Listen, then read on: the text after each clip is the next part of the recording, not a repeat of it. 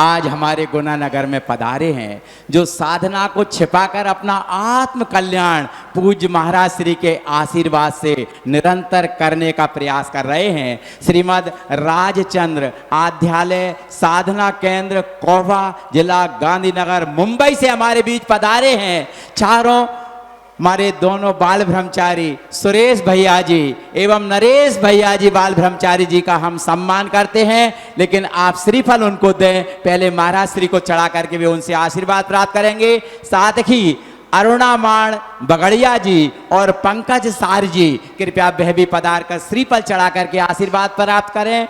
और हमारे कमेटी के महानुभाव इन 4 साधकों का माला पहनाकर, पट्टिका पहना करके यहां सम्मान करेंगे। वास्तव में ये वह साधक हैं जो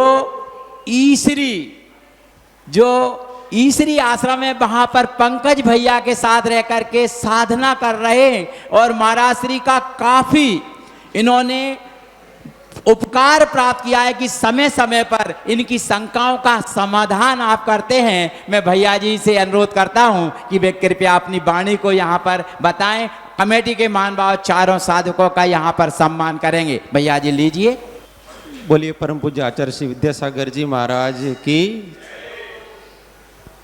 पूज्य परम पूज्य निर्दोष सागर जी महाराज के श्री चरणों में प्रणाम। समस्त मुनि संघ के श्री चरणों में प्रणाम।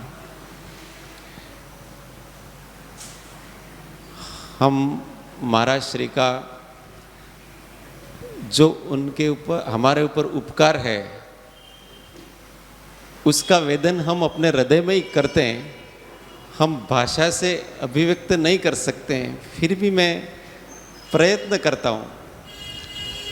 हम गांधीनगर श्रीमद राजचंद्र आध्यात्मिक साधना केंद्र है, वहाँ भी अपना एक दिगंबर मंदिर है। अपनी इसी पद्धति से साधना होती है।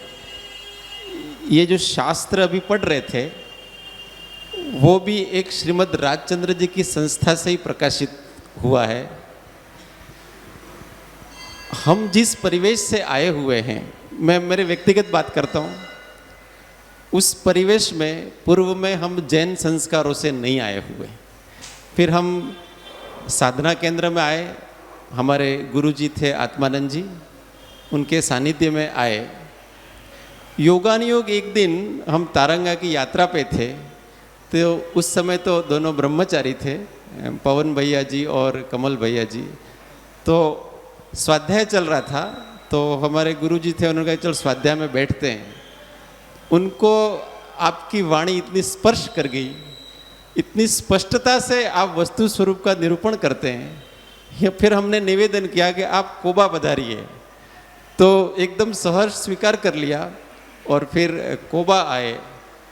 और हमारे जीवन में पहले से क्रम से शास्त्र का अभ्यास करना वगैरह ऐसा नहीं था, पर आपसे हमने विशेष रूप से ये सीखा कि क्रम क्रम से शास्त्रों का अभ्यास करने से अपनी परिपक्वता और अपना जो ज्ञान की स्पष्टता है वो अच्छी तरह से आती है। फिर तो वारंवार हमने आपको वहाँ पर आश्रम में बुलाते थे और आपकी करुणा कहो जो भी कहो हमारे ऊपर, कि वो लगभग हर साल हमारे वहाँ कई सालों तक आते रहे।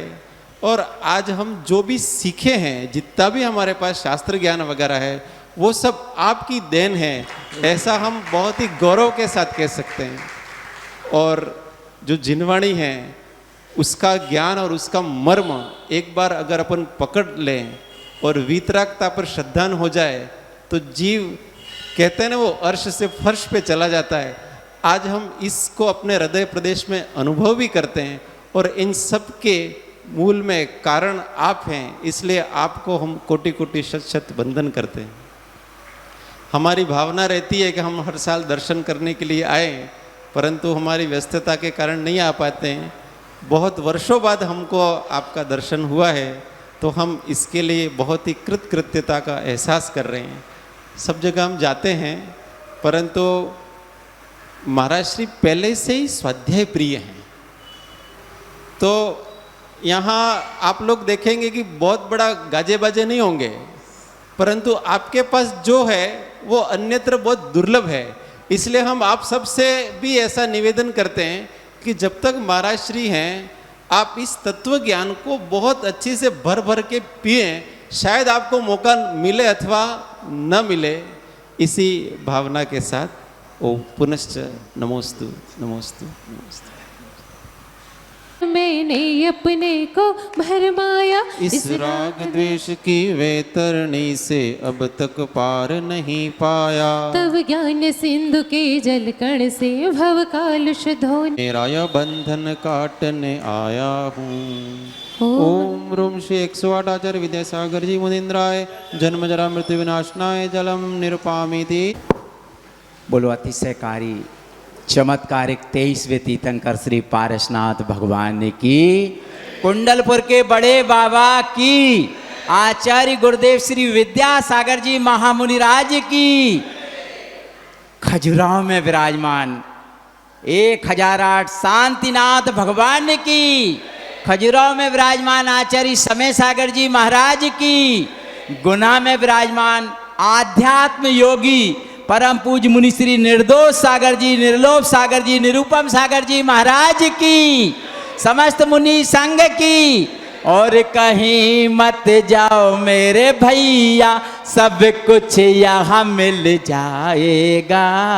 गुरुवरों की वाणी सुनने बड़े मंदिर जो आएगा, हाँ गुनाह नगर जो आएगा, हाँ महावीर भवन जो आएगा। धन्य है गुना वालों का पुण्य, जो ऐसे परम त्रय ऋषिराजों का सानिध्य हमने प्राप्त किया है, जिनके दर्शनों के लिए लोग तड़प रहे हैं। और अभी नहीं, बरसों बरसों पहले जिनसे ज्ञान प्राप्त किया है, उनके दर्शनों की लालसा उनको प्रति क्षण सताती रहती थी। ऐसे चार चार जिज्ञासु भावी भगवान हम तो यही कहेंगे, क्योंकि जिन्होंने आध्यात्म का सहारा ले लिया, वह तो 1-2 भव नहीं, लगभग 5-7 भव में सिद्धत्व को प्राप्त करके ही रहेंगे, क्योंकि ये ऐसा ही जिनागम है। आज हमारे बीच श्रीमद राजचंद्र आध्यात्म साधना केंद्र कोबा, जिला गांधीनगर, मुंबई, महाराष्ट्र से आदरणीय श्रद्धेय सुरेश भैया जी बाल ब्रह्मचारी जी पधारे हैं। बहुत आदर के साथ उन्हें आमंत्रित कर रहा हूं, कृपया पधारें और पूज्य महाराज श्री के चरणों में श्रीफल चढ़ा करके आशीर्वाद प्राप्त करें। साथ ही नरेश भैया जी बाल ब्रह्मचारी जी को भी आमंत्रित कर रहा हूं, कृपया पधारें, श्रीफल चढ़ाएं, आशीर्वाद प्राप्त करें। और अरुणा माड़ बागड़िया जी एवं पंकज सार जी वह भी पधारे हैं। चारों महान भाव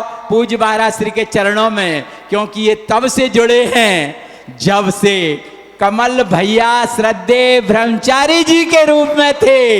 इन्होंने एक बार जब ये उस श्रीमद रायचंद्र साधना केंद्र पर साधना कर रहे थे, उस समय भैया ये लोग महाराज श्री के पास किसी प्रकार, भैया लोगों से पास किसी प्रकार जुड़े, तब इन्होंने निवेदन किया कि महाराज श्री हमारे इस कोबा जिला गांधीनगर में पधारे।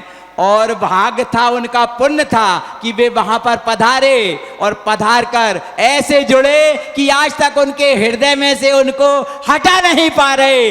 ऐसे आध्यात्म योगी पूज्य निर्दोष निर्लोभ सागर जी महाराज की, ऐसे महान संतों के चित्र के समक्ष दीप प्रज्वलन करने का सौभाग्य भी हमारे चारों महान भाव प्राप्त कर रहे हैं। दीप से दीप जलाते चलो, विद्या की गंगा समय की गंगा बहाते चलो, राहों में आए जो दीन दुखी, सबको हृदय से लगाते चलो, विद्या की गंगा बहाते चलो।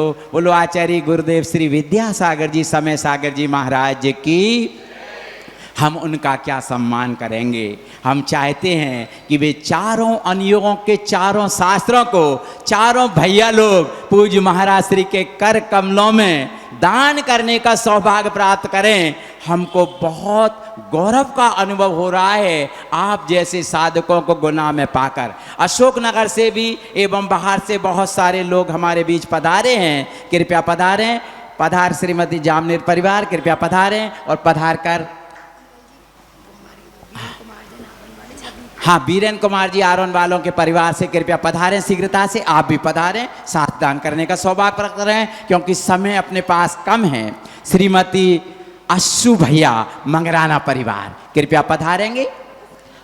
श्रीमती उषा जी जैन सुगंज अशोकनगर वाली कृपया पधारें, साथ दान करने का सौभाग्य प्राप्त करें। श्रीमती विनोद कुमार जी मंगराना परिवार शीघ्रता से पधारें। और भी जिनकी भावना हो, आदरणीय आरोन वाले भैया जी कृपया आप भी पधारें, पूरे परिवार के साथ पधार कर।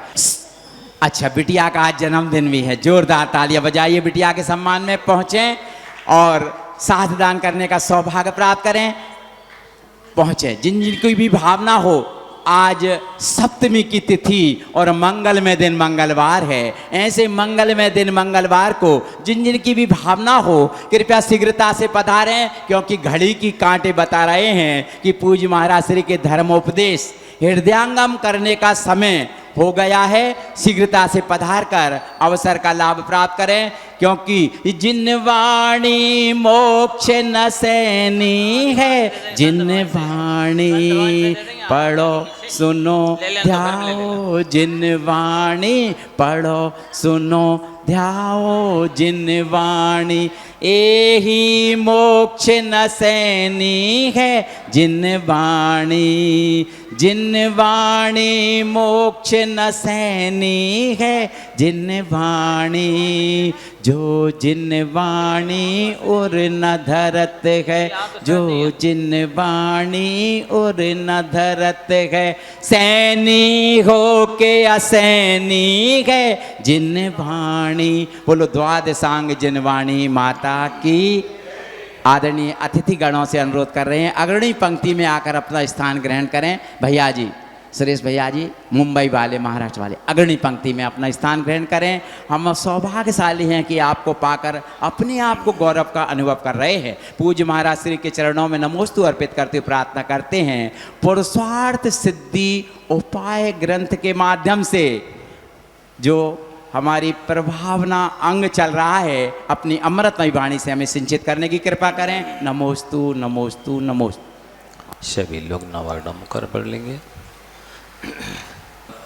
बोले त्रिकालवर्ती नव देवताओं की, विनायक श्री चिंतामणि पार्श्वनाथ भगवान की, आचार्य उमास्वामी जी महाराज की, आचार्य भगवंत गुरुवर श्री विद्यासागर जी महाराज की, परम पूज्य आचार्य श्री शमय शाह जी महाराज की, परम पूज्य मुनिवर श्री निर्दोष शाह जी महाराज की।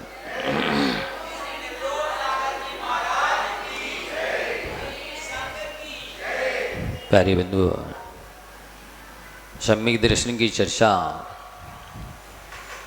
चल रही है। लगभग एक महीने से सम्यक दर्शन के 8 अंगों की चर्चा चल रही है। जैसे हमारे शरीर में एक एक अंग और उपांग की कीमत है, ठीक वैसे ही सम्यक दर्शन की प्रत्येक अंग की कीमत है। आपको पहले बताया गया था कि जिस प्रकार से आप जब कभी कहीं जाने को उद्यत होते हैं तो सबसे पहले दायां पैर आगे बढ़ता है, इसलिए अपन ने दाएं पैर के लिए निशंकित अंग की उपमा दी थी। और जब दायां पैर आगे बढ़ जाता है तो बायां पैर बिना किसी अपेक्षा के उसके पीछे पीछे चला जाता है। इसलिए अपन ने बाएं पैर को निकांक्षित अंग की उपमा दी थी। आपको इन पैरों से उस अंगों की महिमा को समझना है कि जब तक आपको शंका रहती है तब तक आप यात्रा शुरू नहीं करते। करते हैं क्या? नहीं करते ना। यात्रा कब शुरू होती है? जब आप निशंक होते हैं। ठीक इसी प्रकार से यदि आपको देवसास गुरु के प्रति शंका है, भगवान के वचनों में संदेह है, तब तक आपके मोक्ष मार्ग में यात्रा की शुरुआत नहीं होती है।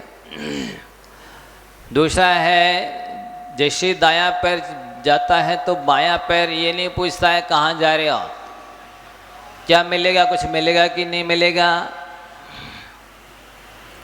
उसी प्रकार से आपको ये बहुत बड़ी चुनौती है, आपकी श्रद्धा की कसौटी है कि आप धर्म को धारण कर रहे हैं, धर्म के प्रति श्रद्धा कर रहे हैं, भगवान के कहे हुए वचनों के अनुसार आचरण कर रहे हैं, लेकिन आपको अपेक्षा नहीं रखना है, इच्छा नहीं रखना है, कोई भी कांक्षा नहीं रखनी है। सांसारिक इच्छा समाप्त करना अनिवार्य होता है।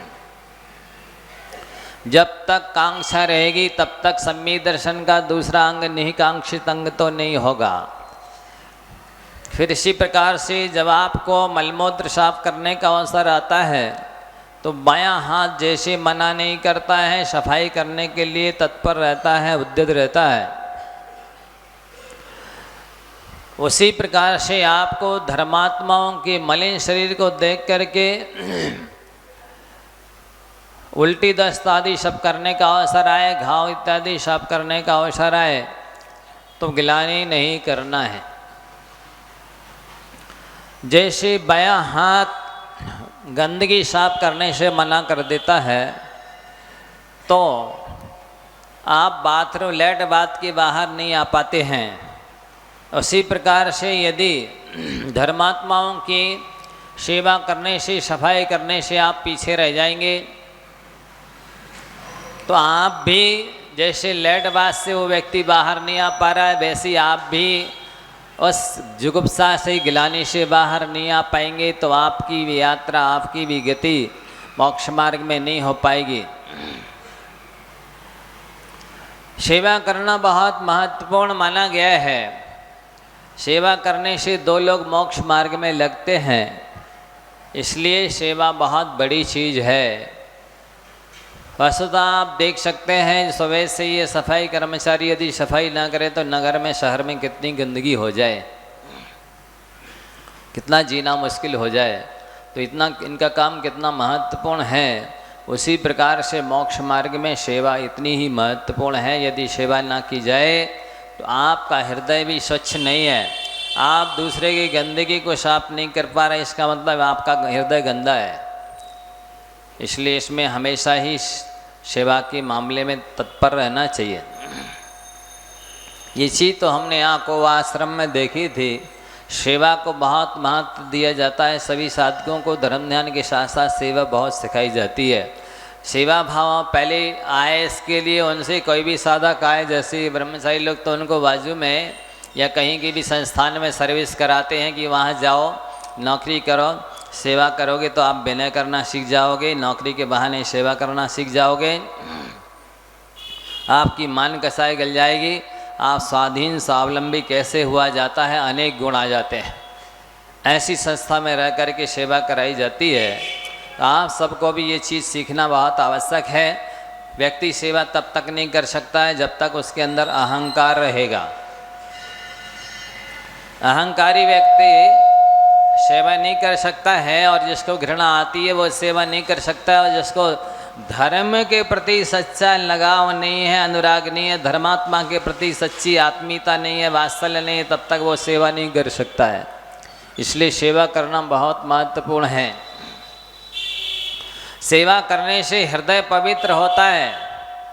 सेवा करने से अपना तन मन धन जीवन सार्थक होता है, अनुभव पूर्ण होता है, और हमारा पुण्य का खजाना भरता है। वस्तुतः हम दूसरे को धर्म में लगाते हैं, इसके बहाने हम खुद धर्म में लग जाते हैं।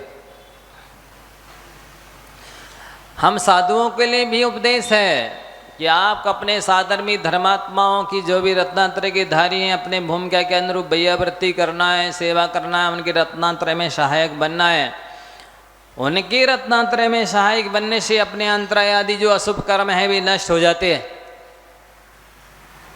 जितने भी बाधक तत्व हैं, बाधक कारण हैं, वे दूर हो जाते हैं, अपना मोक्ष मार्ग प्रशस्त हो जाता है। इसलिए आप यदि मोक्ष मार्ग को प्रशस्त करना चाहते हैं तो आपको दूसरों के लिए भी मोक्ष मार्ग में लगाना चाहिए और उनके बाधक कारणों को दूर करना चाहिए। चौथा अंग है अमोढ़ दृष्टि अंग है, चूँकि बहस महीनों से चल रही है इस विषय पर, इसलिए हम तो थोड़ा सा रिवीजन कर रहे हैं। खाली है तो बहुत आगे अपन को और भी कई चीज़ें सीखना है, सुनना है, समझना है। समाज में इसकी अत्यंत आवश्यकता है। एक तो प्राय लोग समय पे नहीं आ पाते हैं और रोज़ नहीं आते हैं, इसलिए पूरा विषय सुन भी नहीं पाते हैं। वे अपने हिसाब से चल करके आते हैं, कितनी उपदेश करो पंक्चुअलिटी की और समय की नियमितता और पाबंदी के ऊपर, लेकिन वो कोई फर्क पड़ता नहीं है। वह स्थिति वैसी होती है जैसे कुत्ता की पूंछ को 12 वर्ष पुंगरिया में डालो और जब भी निकालोगे तो वो टेढ़ी की टेढ़ी ही निकलेगी। अभी वर्तमान में पंचम काल का अभिशाप कहें या लोगों की असंयम अज्ञान कहें, जो भी है, तो अमूढ़ दृष्टि अंग जैसे आप कोई भी कार्य अपने उपयोगी नहीं है, योग्य नहीं है, अनुकूल नहीं है, धर्म के अनुकूल नहीं है, तो आप उसको पीठ दिखा देते हैं। इसी तरह से जो अनायतन है उनसे मन से वचन से काय से दूर रहना है। आप सभी बहुत ध्यान से सुनेंगे। आचार्य भगवंतों ने 25 दोषों में 8 अंग तो रखे ही, निशंकित आदि 8 अंग अलग रख दिए। 2 इनसे बचना है, उसमें भी अमूढ़ दृष्टि अंग आ रहा है, ये पहले रख दिया एक। फिर 6 अनायतन रखे हैं, उसमें भी वही चीज़ है। कुदेव कुगुरु कुशास्त्र और उनके सेवकों से दूर रखना वही चीज़ है। फिर 3 मूर्ताएँ रखी हैं, देव मूर्ता, गुरु मूर्ता, लोक मूर्ता या धर्म मूर्ता, उसमें भी वही चीज़ है। मतलब कितने जगह इस चीज़ को रखा गया है कि आपको अनायतन से बचना है। अनायतन वास्तव में हमारे सम्यक दर्शन के घातक तो हैं ही। जब तक हम उनकी संगति करते रहेंगे, उनके सानिध्य में आते जाते रहेंगे, तब तक हमारा भी सम्यक दर्शन की उत्पत्ति स्थिति वृद्धि तो होने वाली है ही नहीं। पूर्णता तो बहुत दूर की बात है। बहुत गंभीरता से समझना है। व्यक्ति तब जब कोई ख्याति पूजा लाभ की चाह हो, कोई भोग आकांक्षा हो, कोई विपत्ति बीमारी आ जाए, कोई श्रद्धा की कमी हो, तो अनायतनों के प्रति झुक जाता है, उनके लिए भी सेवा पूजा करने लग जाता है। ये उसकी बहुत बड़ी कमजोरी है।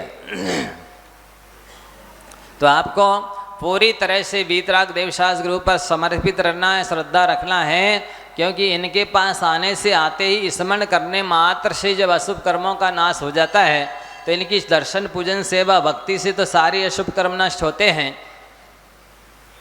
जिनकी भक्ति पूजा करने से मोक्ष मिलता है, स्वर्ग की रिद्धियाँ मिलती हैं, फिर सांसारिक विपत्तियाँ दूर हो जाएं, श्लोक संबंधी अभाव दूर हो जाएं और उनकी पूर्ति हो जाए, इसमें कोई आश्चर्य की बात नहीं है। इसलिए आपको पूर्ण दृढ़ता, श्रद्धा, भक्ति रखते हुए अपने इन देवशास्त्र गुरु के प्रति समर्पित रहना चाहिए।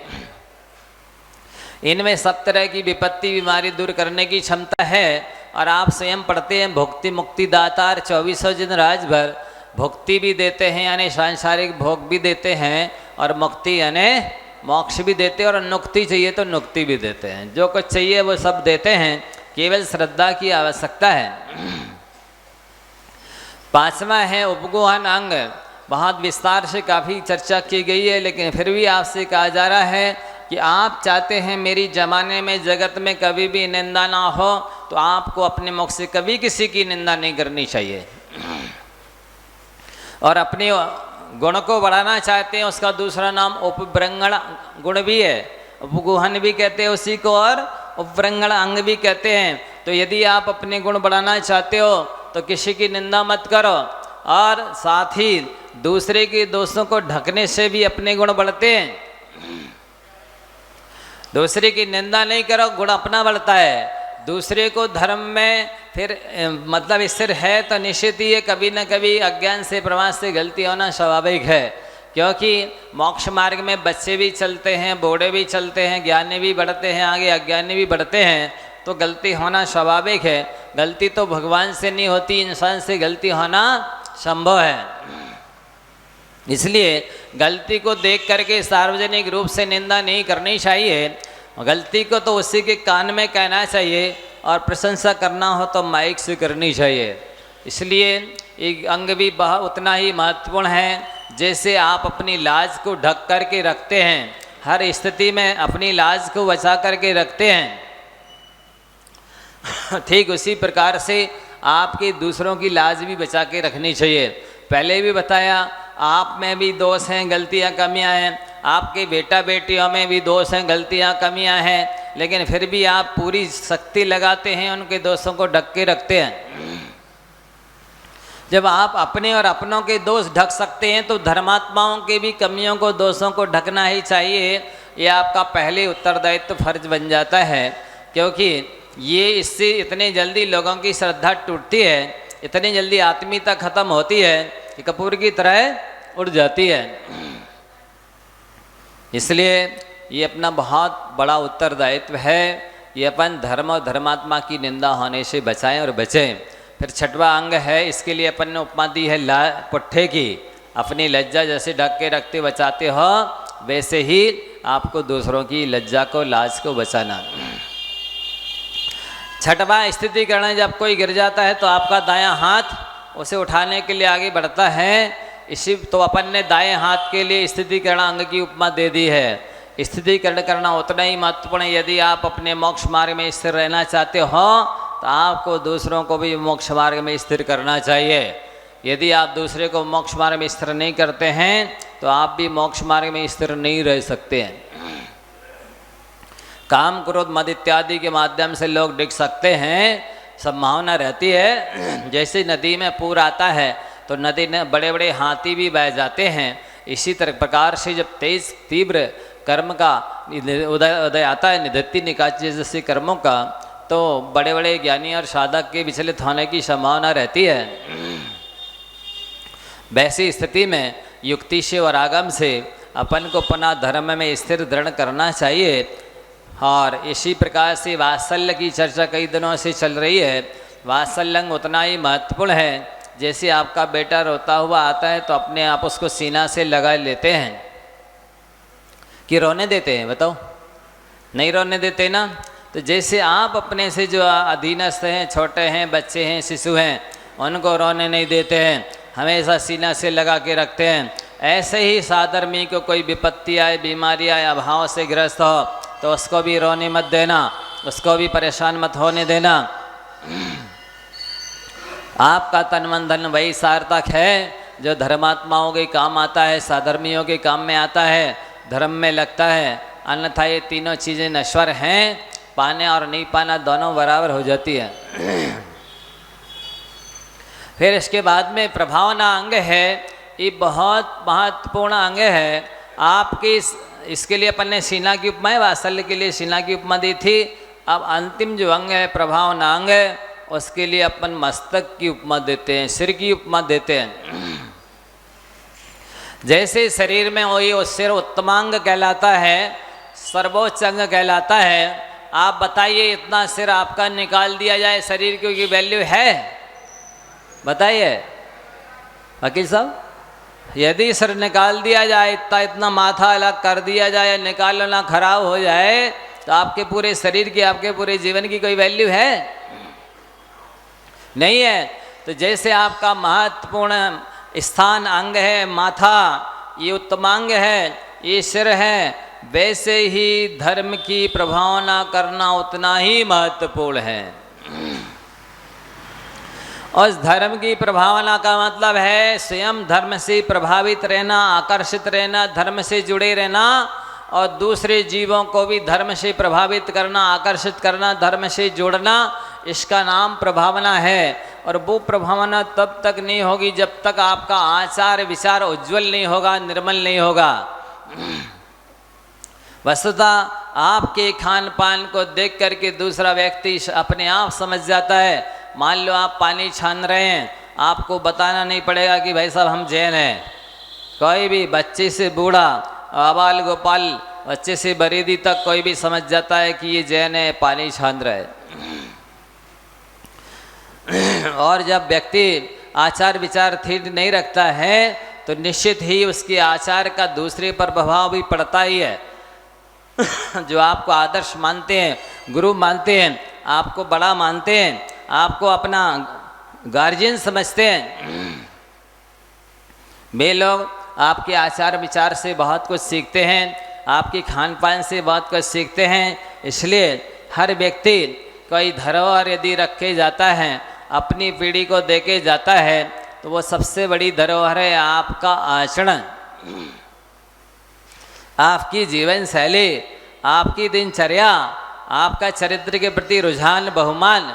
प्रायः सब पर कोई भी हो, चाहे छोटा साधक हो या बड़ा हो, सब पर अपने माता पिता और गुरुजनों का प्रभाव पड़ता ही है। माता पिता गुरुजन कार्बन कॉपी का काम करते हैं। जैसे कोरे के पेपर के ऊपर कार्बन रख दो तो और फिर कुछ भी लिख दो तो सेम ऊपर जैसा लिखेगा वैसे ही नीचे लिख जाता है। ठीक इसी प्रकार से आप जो जीवन में जीते हैं, जो सोच ख्याल रखते हैं, जैसी बोली वाणी बोलते हैं, जैसा आचार विचार रखते हैं, आपके छोटे भाई, आपके बेटा बेटी, आपके नाती पोते वैसे ही देखते देखते सीख जाते हैं। आप ये कतई ना समझें कि ये अभी छोटे हैं, कुछ समझते नहीं हैं, जबकि गर्भ में रहने वाले शिशु पर भी आपके आचार विचार का प्रभाव पड़ता है।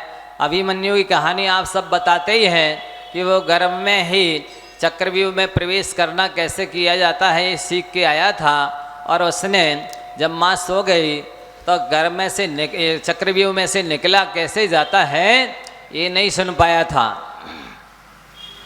तो इसका प्रभाव क्या हुआ कि वो मारा गया। आप समझ सकते हैं इससे कि गर्भ में जब इतनी शिक्षा ले सकता है बालक, कैसे प्रवेश किया जा सकता, उस समय सुना, और माँ जागरूक है तो ही सुना। माँ के सो जाने पर बच्चे की गर्भस्थ शिशु की चेतना भी सुसुप्त हो जाती है। आप सोचिए, सुनाई तो पूरी कहानी, लेकिन सो जाने से वो ना माँ ने सुनी और ना गर्भस्थ शिशु ने सुनी। इसलिए आप सभी का उत्तरदायित्व है कि जब से संतान गर्भ में आती है तभी से आपको आचार विचार, खान पान, रहन सहन और शुद्ध कर लेना चाहिए। धर्म ध्यान से समय बिताना चाहिए, साधु संगति करनी चाहिए, पूजा आदि स्वाध्याय जाप इत्यादि करना चाहिए, लड़ाई झगड़े नहीं करने चाहिए, भोग आदि नहीं भोगने चाहिए, नोक झोंक नहीं करनी चाहिए। इस सब का प्रभाव गर्भस्थ शिशु पर पड़ता है। तो बंधुओं, प्रत्येक धर्मात्मा का कर्तव्य है, प्रत्येक आत्मार्थी का, मोक्षु का, सम्यक दृष्टि का कर्तव्य है वो अपना आचार विचार ऐसा रखे जिससे उसको देखकर दूसरे लोग को मार्ग में न जाएं, खोटा आचरण ना सीखें, गलत मार्ग में न जाएं, व्यसनों में ना पड़ें, अनायतनों की सेवा आराधना ना करें। ये आपका कर्तव्य, फर्ज है, उत्तरदायित्व है। इससे आपका भी भविष्य उज्ज्वल बनता है और आगे आने वाली भावी पीढ़ी का भी भविष्य उज्ज्वल बनता है। ये आज लोग ध्यान नहीं रख रहे हैं। 80-80 साल के तो हो गए, पर उनको इतना विवेक नहीं है कि हम कब सो रहे हैं, कब उठ रहे हैं, क्या खा पी रहे हैं, कितनी बार खा रहे हैं, कैसा खा रहे हैं, कैसे बच्चों से व्यवहार कर रहे हैं, कैसी बहुओं से व्यवहार कर रहे हैं, कैसे लोग अपनी पत्नी से व्यवहार कर रहे हैं। और वे सब नीचे जो लोग छोटे हैं सब देखते सुनते रहते हैं और वैसे ही परंपरा चलती रहती है। तो आपका भी भविष्य काला होता है और पीढ़ी का भी। इसलिए आप सभी समझदार हैं। यदि अपने आप को समझते हैं, बुद्धिमान समझते हैं, तो आपका बहुत बड़ा कर्तव्य है कि केवल बच्चों को पशुओं की तरह, सुअर कुत्तों की तरह जन्म दे दिया 1-1 दर्जन और जाओ बिष्टा खाओ, ये कर्तव्य नहीं है। इतने से उत्तरदायित्व पूरा नहीं होता, इतने से आपके कर्तव्य की इतिश्री नहीं होती है। आपने यदि संतान को जन्म दिया है तो लोक ज्ञान देने तक ही आपकी कर्तव्य की इतिश्री नहीं होती है। BA ME LLB इत्यादि करा दिया, आप समझ लीजिए उनको कुछ नहीं आता है, क्योंकि वे इंसान के द्वारा पढ़े हुए कानून को पढ़ करके वकील डॉक्टर बने हैं। जब तक आप भगवान के द्वारा बताए हुए कानून और इस सिद्धांत को नहीं पढ़ाएंगे तब तक वे सम्यक ज्ञानी नहीं बन सकते हैं, वो कभी भी सुमार्ग में नहीं लग सकते हैं। भगवान का जो कानून है, भगवान का जो लॉ है, भगवान का जो सिद्धांत है, उसके पढ़े बिना कोई बुद्धिमान नहीं हो सकता है, कोई समझदार नहीं हो सकता है, कोई ज्ञानी नहीं कहला सकता है। ज्ञानी तो प्रत्यक्ष ज्ञानी, केवल ज्ञानी के द्वारा जो सिद्धांत, कानून, लॉ बताया गया है उसको पढ़ने के बाद ही व्यक्ति सभ्य और सज्जन होता है, सदाचारी होता है। इसके पहले नहीं हो सकता है। कोई कितनी अहंकार लाद ले कि मैं इतना पढ़ा लिखा हूँ, इतनी ऊंची पोस्ट पर हूँ। मैंने बहुत से देखे एक से एक बड़ी पोस्ट पर रहने वाले लोग जब हैं तो कहते हैं जिनका नाम तो बहुत ऊंचा है पर काम बहुत घटिया है, जिनके अंदर सभ्यता और योग्यता नाम की चीज़ नहीं है, जिनके आचार विचार का कोई पता नहीं है। इसलिए जब तक भगवान की कानून को, सिद्धांत को नहीं पढ़ोगे, सुनोगे, समझोगे, तब तक तो आपके अंदर सभ्यता, योग्यता आ ही नहीं सकती है। इसलिए माताओं पिताओं से कहना है, लौकिक पढ़ाई की उतनी कीमत नहीं है, मन की शिक्षा मुख्य रूप से चारित्र है, ये लौकिक ज्ञान नहीं। इसलिए इनको संस्कार दीजिए, मंदिर भेजिए, लाइए, साथ में गुरुओं की संगति कराइए, जिनके पास आते ही असाता वेदनी शाता वेदनी पढ़मन होने लग जाती है, जिनके पास में आते ही आत्मा में सुसंस्कार पड़ने लग जाते हैं, ऐसे लोगों की तो दर्शन से आप दूर रखते हैं, वंचित रखते हैं और ऐसी जगह भेजते हैं जहाँ पर पूरी तरह से आचार विचार खत्म हो जाता है। ये आपका बहुत बड़ा अपराध है, बहुत बड़ी गलती है, बहुत बड़ा विवेक है कि आपने उनको सत्संस्कार नहीं दिए, सत्संगति में नहीं लाए, धर्म करने की प्रेरणा नहीं दी है। आपकी इसकी बहुत बड़ी सजा भोगनी होगी, क्योंकि आपने जन्म दिया है। इसलिए आपका अधिकार है, कर्तव्य, उत्तरदायित्व है कि आप सत्संस्कार भी देवें, सुसंगति में भी लाएं, उनके लिए धर्म करने की प्रेरणा देवें। आज ये बहुत बड़ी कमी देखने में आ रही है, इसलिए धर्म का ह्रास हो रहा है, इसलिए धर्म की अप्रभावना हो रही है। जो सूरज की तरह जैन धर्म में जिन शासन है, प्राणी मात्र का कल्याण करने की क्षमता रखता है, आज उसकी ये दशा हो रही है, जुगनू की तरह टिमटिमा रहा है। आपको सोचना चाहिए हमारे पूर्वाचार्यों ने कितना श्रम किया है,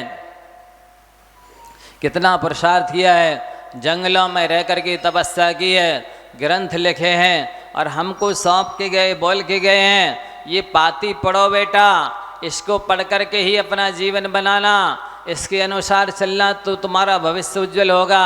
हम लोग उस पाती को, चिट्ठी को पढ़ नहीं रहे हैं। वस्तुतः ये इसीलिए भटक रहे हैं। यहाँ पर आचार्य भगवंतों ने अभी तक सम्यक दर्शन की चर्चा की है और अब आगे सम्यक ज्ञान की चर्चा प्रारंभ होने वाली है।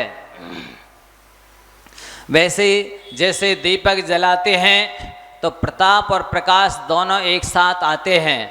ऐसा नहीं है कि पहले प्रकाश आएगा फिर थोड़ी देर में चल कर के प्रताप आएगा। तो जैसे साथ साथ होते हैं, सूरज उदित होता है तो प्रताप और प्रकाश एक साथ आता है।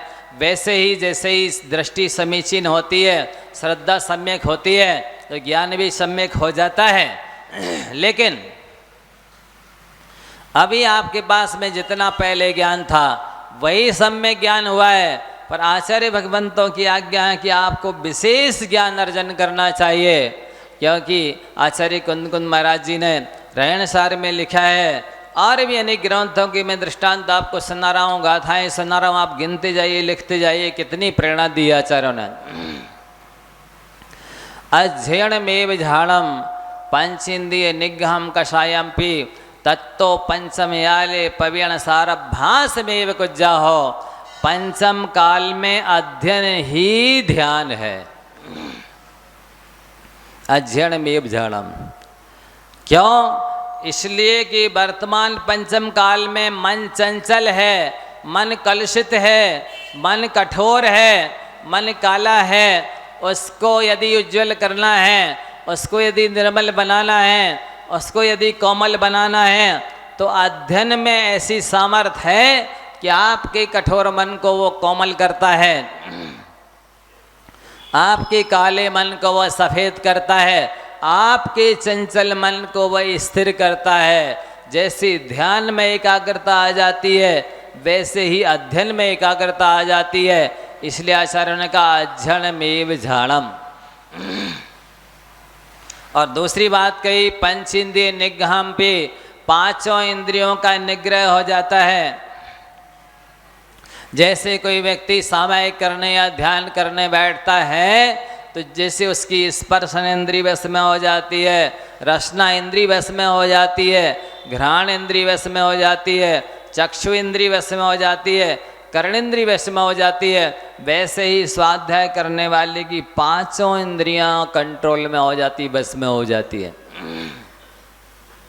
साथ ही जैसे कोई ध्यान सामायिक करता है तो उनके क्रोध मान माया लोग बिल्कुल डाउन पड़ जाते हैं, मंद पड़ जाते हैं, पता ही नहीं चलता कसाय है कि नहीं है।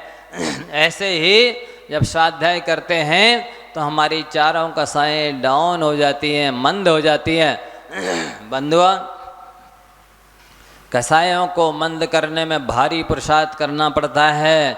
ऐसी कसाएं दबती नहीं है, वे इतनी भयानक हैं, वे रूप बदल कर के, वेश बदल के आ जाती हैं और इस जीव का संसार बढ़ाती हैं। इसलिए यदि आपकी कसाय मंद है तो दुनिया की कोई भी ताकत आपको दुर्गति में नहीं ले जा सकती, और यदि आपकी कसाय तेज है तो दुनिया की कोई भी ताकत आपको ऊर्ध्वगति में नहीं ले जा सकती।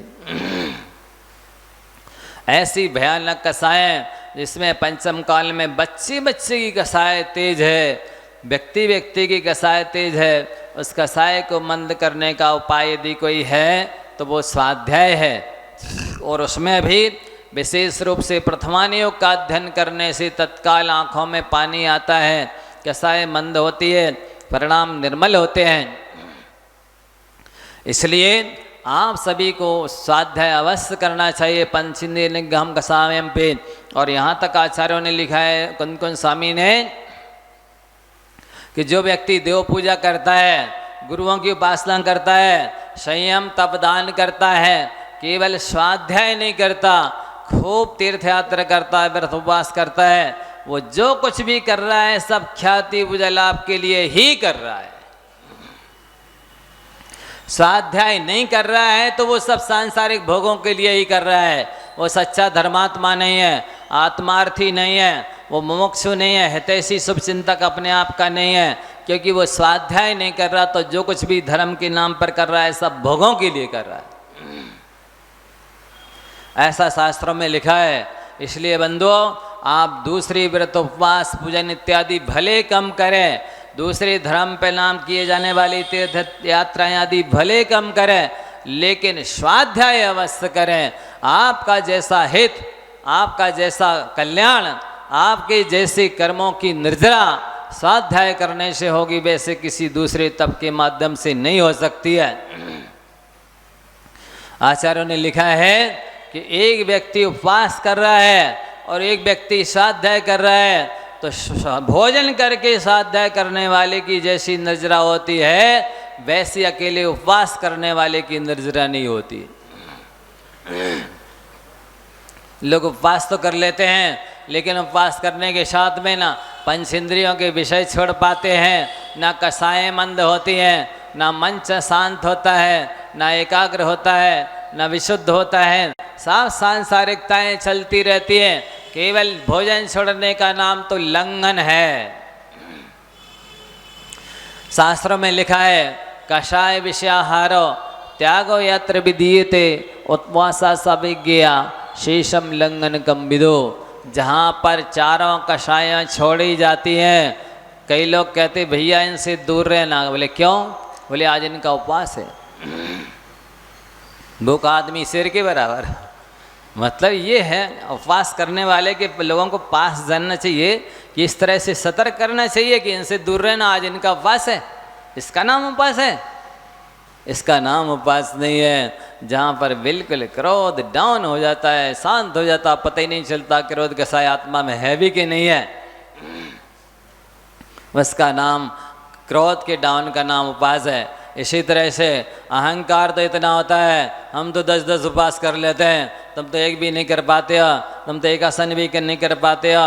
बंधु, इस मान कसाय का तो त्याग करना था, आपने उपवास करके उस मान कसाय को और बढ़ा लिया, तो क्या हुआ? इससे तो कर्मों का और ज़्यादा बंद होगा। कर्मों की निर्जरा नहीं होने वाली है। कर्मों की निर्जरा तो जब भी होगी जब कसाय आपकी डाउन होंगी, मंद होंगी, कसाय का भाव होगा। आपने तो और ज़्यादा मन कसाय बढ़ा ले, मेरा सम्मान होना चाहिए, इस साल नहीं किया गया तो हम अगले साल से उपवास ही नहीं करेंगे। इसका मतलब तो ये हो गया कि आपने जो उपवास किए थे वो सम्मान कराने के लिए किए थे, अन्यथा सम्मान नहीं भी होता। ये आपको अपेक्षा रखनी नहीं चाहिए। ये तो लोगों का कर्तव्य फर्ज है कि वो अपना उत्तरदायित्व की पूर्ति करते हैं, धर्म की प्रभावना करते हैं, दूसरों का भी मनोबल बढ़ाते हैं, इसलिए करते हैं। सम्मान नहीं करें तो आपको अपेक्षा तो रखनी नहीं चाहिए, तो लोगों की मान कसाई और बढ़ जाती है। इसी तरह से माया और करते हैं, दूध पानी ले रहे हैं, मान लो लोगों से यही कह रहे हैं हमारे तो उपवास चल रहे हैं, ये तो मायाचारी हो गई। किसी को बताया तो है ही नहीं आपने कि हम पानी भी ले रहे हैं, दूध ले रहे हैं, कि ड्राई फ्रूट्स ले रहे हैं, और उपवास की आप घोषणा कर रहे हैं। उपवास तो जहाँ पर खाद्य शाद्य लेप चारों प्रकार के आहारों का त्याग किया जाता है उसका नाम उपवास है। बाकी का नाम अनुपवास या एकासन है, उसे उपवास नहीं कहते हैं। फिर आपने बताया नहीं और फिर दो घोषणा की, ख्याति पूजा, लोगों से लाभ प्राप्त किया। ये मायाचारी करने से तो आपको माया तेरोगी नशे, इससे यहाँ उपवास करने के फल से स्वर्ग में जाओगे, और जो मायाचारी के रही उसके फल से आके फिर त्रेंच गति में जाओगे। तो आपने तो संसार बढ़ा लिया, थोड़े दिन के स्वर्ग के सुख भोगने के लिए चले गए, कोई बड़ी बात नहीं है। अरे हम लोगों ने कल परसों जीवकांड में पढ़ा, गौमठ सार में लिखा है कि प्रति समय असंख्यात देव मर रहे हैं। प्रति समय कहाँ जा रहे वो? मनुष्य तो संख्यात ही है, इसका मतलब मनुष्य में आ नहीं रहे। देव मर के देव होता नहीं है, देव मर के नारकी होता नहीं है, या तो मनुष्य होता है या त्रेंच होता है। इसका मतलब है प्रति समय जो असंख्यात देव मर रहे हैं वे अधिकांशता एक इंद्रिय में आपस पंचेंद्रिय पशु बन रहे हैं मर करके। समझ रहे आप? मतलब स्वर्ग प्राप्त करना कोई बड़ी बात नहीं है। स्वर्ग से आकर के उच्च कुल में मनुष्य बन जाना, उच्च कुल में जन्म ले लेना, देवशास गुरु का सानिध्य प्राप्त कर लेना बड़ी बात है। और वो देवशास गुरु का सानिध्य तब मिलेगा जब आप कोई भी धार्मिक अनुष्ठान आत्म कल्याण के उद्देश्य से करेंगे तो मिलेगा। अन्यथा असंख्यात देव मर रहे प्रति समय। आप इससे अनुमान लगाइए क्वालिटी कितनी है उनकी, देवगति को छोड़ने वालों की। उतने ही मर के देव भी हो रहे, लेकिन मर के देव होना ये कोई बड़ी बात नहीं। देव मर कर के कहाँ जा रहे हैं? उनके लिए तो एक ही गति है, या तो मनुष्य संख्यात है गिनती के 29 अंक प्रमाण है प्राप्त तक मनुष्य, तो मनुष्य तो नहीं बन रहे, ये पक्का है। फिर कहाँ जा रहे हैं? फिर तो एक ही गति है, त्रेंच गति है, या तो वो एक इंद्रिय बन रहे हैं या पंचेंद्रिय। सो पंचेंद्रिय भी नहीं बनेंगे। क्यों नहीं बनेंगे आप पूछिए? देवता है तो उसको कम से कम मर करके पंचेंद्रिय पशु तो बनना चाहिए। नहीं बनेंगे, क्योंकि उन्होंने पहले जब मनुष्य थे तो उन्होंने जो भी दान पुण्य किया वो भोगों के लिए किया, ख्याति पूजा लाभ के लिए किया। तो वे देव तो बनेंगे, लेकिन वहाँ पर जो भोग मिलेंगे उन्हें भी छोड़ नहीं पाएंगे। और जब छोड़ नहीं पाएंगे तो मरते दम तक आसक्त रहेंगे। जैसे गौच होती है ना, जो गाय के थन में लग जाती है, वहीं पर दूध भरा है उसे नहीं पीते, जो खून पीती है, और इतनी आसक्ति से पीती है कि उसका पेट फट जाता है और मर जाती है। इसी तरह से जो भोगों के लिए दान पूजा तब त्याग करते हैं, ये मर के देव तो होंगे, लेकिन देव होकर के वे वहाँ के भोगों को छोड़ नहीं पाएंगे मरते दम तक। और आर्त ध्यान होगा, और 6 महीने पहले उनको पता चल जाता है कि मैं मरने वाला हूँ। कैसे पता चल जाता है? उनकी जो वस्त्राभूषण है ना, जितने भी आभूषण हैं उनकी कांति फीकी पड़ जाती है, और जो वस्त्र हैं उनकी भी कांति फीकी पड़ जाती है। तो उस कांति वस्त्राभूषणों की कांति को फीकी देख करके उन्हें अनुमान लग जाता है कि बस अब 6 महीने के भीतर मैं मरने वाला हूँ। तो जो मिथ्या दृष्टि होते हैं, जो विषयासक्त होते हैं, उन्हें चिंता होने लगती है, और अब ये दिव्यांगनाएँ कहाँ मिलेंगी, और अब ये भोग कहाँ मिलेंगे, ये तो छूट जाएंगे, मरे मरे मरे, इस टाइप से आर ध्यान करने लगते हैं। अब कहाँ? और उनको अवधि ज्ञान से मानो पता चल जाए कि मुझे माना महिला की स्त्री के गर्भ में जाना है, इतनी सी गर्भस्थली है, वहाँ पर कैसे रहेंगे सिकुड़ करके, वो डर जाता है। मिथ्या दृष्टि जो रहता है, इसलिए इतना आर्त ध्यान कर लेता है कि फिर वो मर कर के तहते चैथावर तद्धरे यो परिवर्तन पूरे करे, स्थावर बन जाता है। पृथ्वी जल का एक और अग्नि वनस्पति का एक में चला जाता है, अग्नि का एक वायु का एक बन जाता है बंधुओं।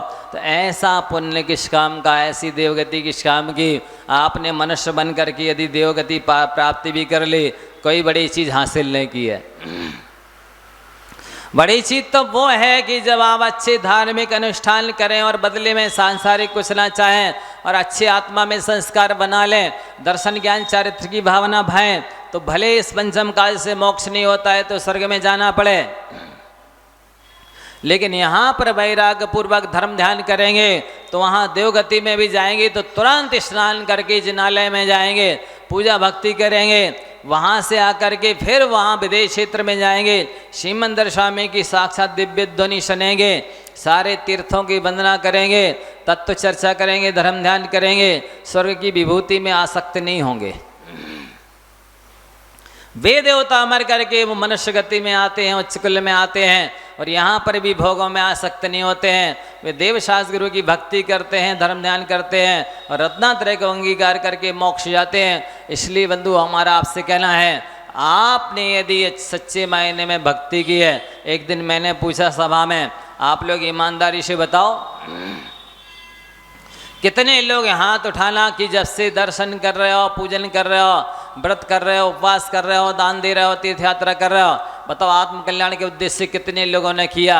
मुश्किल से एक आध व्यक्ति ने हाथ उठाया, इसके अलावा किसी भी नहीं। अब आप बताइए, जब आपने आत्म कल्याण के लिए आज तक कुछ किया ही नहीं है, अभी तक करते रहे, हे भगवान अच्छी जगह शादी हो जाए, शादी हो गई, हे भगवान बेटा बेटी अच्छे हो जाए, बेटी हो गई तो बेटा नहीं उसके लिए करते रहे, बेटा हो गया, हे भगवान ये बेटा अच्छे से पढ़ लिख जाए, पढ़ लिख गया, हे भगवान इसकी सर्विस लग जाए, हे भगवान इसकी शादी ऐसी जगह हो जाए, हे भगवान मेरी दुष्ट सास इससे पीछे छूट जाए। अब बताइए आपका कल्याण होवे कैसे? आपने जितनी भी आराधना की, धर्म की आराधना की जितनी की, वो सांसारिक प्रतिकूलताओं को दूर करने के लिए और सांसारिक अनुकूलताओं के लिए तो ही करते रहे। आपका कल्याण होवे सो कैसे होवे, इस समय आपका हो गया। जा वाणी के ज्ञान ते सूझे लोकालोक,